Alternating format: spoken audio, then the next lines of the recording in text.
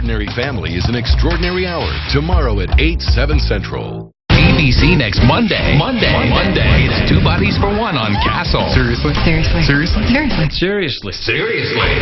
Loaded with murder. Looks like someone gave her 20 cc's of death. With more suspects. Drop it! More flirting. Why spend all that time listening to women if you're not going to try and sleep with them? And even more surprises. You'll never get rid of me. I love you.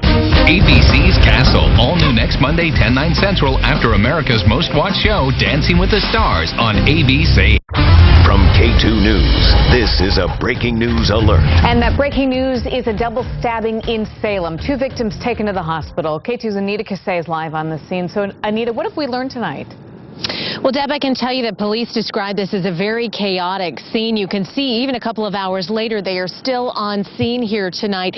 We are told that this happened around 7:30 this evening. We have a little bit of video we can show you, taken not too long after that. It happened on Selby Court. 911 calls came in from 2 different women. We were told they were screaming, yelling. When officers arrived, they found 2 women stabbed. Now, we are told their injuries are non-life-threatening. They were raced to the hospital. We also have been told that there is someone in custody, and that man is possibly a suspect. Now, at this point, police are not telling us any sort of relation that the victims and the suspect may have in this situation.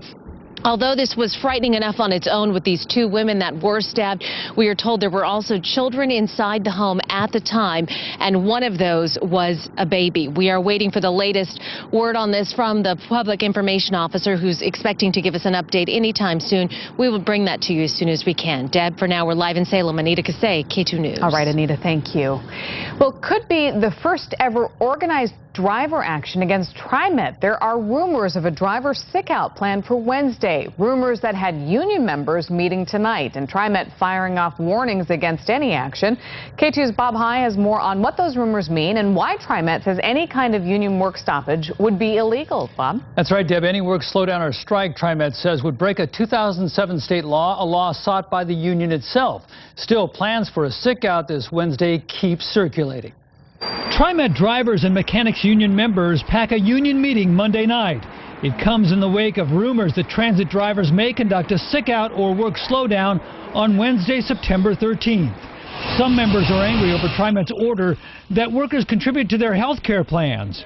Their benefits are among the most generous for transit workers nationwide. TriMet says costs have more than doubled since the current contract was negotiated more than 7 years ago.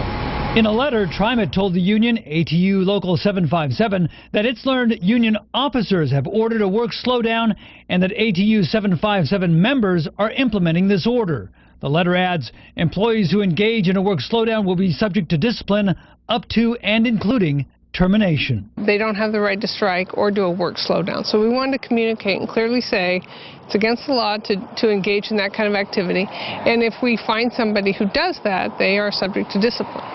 Transit worker work stoppages are illegal. What do we want? Contract! What do we want? Now! Because transit union leaders asked the legislature for that after a bitter strike by Lane Transit District drivers in Eugene in 2005. In exchange, just like police and firefighters, transit workers get binding arbitration in disputes. The threat of a Wednesday work slowdown on TriMet brings mixed reaction from riders. For me, it wouldn't be a big deal, but I know a lot of people that rely on it that work for me a lot. Since I do kind of rely on the buses and the max, so yeah, if there were some kind of sick out, that would probably affect my daily life. If it's an issue of their health, then if they feel that they're not being treated fairly as employees, then regardless of its impact to me, I'd have to pitch my support behind the drivers. Again, if this happens, this would be the first ever coordinated work action against TriMet. This is also the longest the union's gone without a contract. Their agreement with TriMet expired in November of last year. That's gone on almost a year now. So, Bob, how many union members would this affect? Well, there are more than 2,000 union members. But again, these rumors have been circulating by text messaging and things like that. So how many are affected or how many are taking part, we don't know. Yeah, we'll find out. All right, Bob, thank you.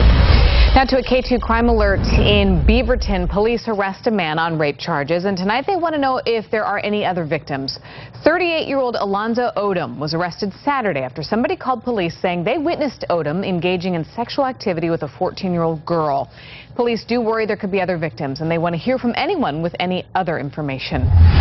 New at 11, the fate of Jeannie Harris. The Vancouver City Council tonight decided her punishment over this now infamous outburst. Okay, you're Jeannie leaving. Harris, you are a very disgraceful person tonight. Gavel him down. I can't believe you. Gavel down. Out. Harris's colleagues on the council could have voted to remove her from office, but instead they recommended by an ethics committee that they issued a formal reprimand. Harris is also stripped from her committee duties. In an email to the council before the vote, Harris wrote, quote, "There are no words to describe how I feel about what happened.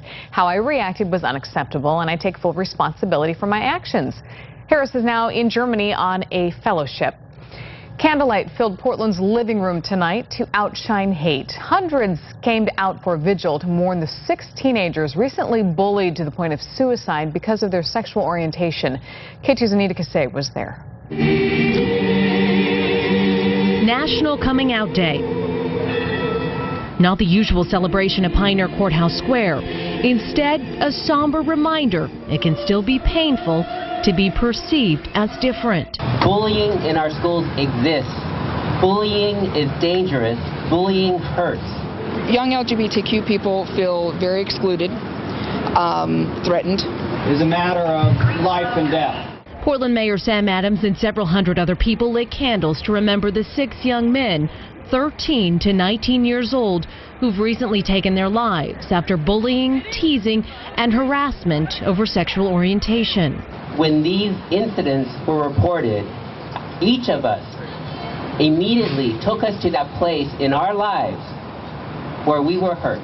It's a lack of action that causes people to do these things. It's not necessarily the bullying, it's the fact that nobody else is speaking up against it. That's why Portland's gay and lesbian community organized this vigil, so local youth would see they're not alone, surrounded by people just like them who care. I would come home crying sometimes.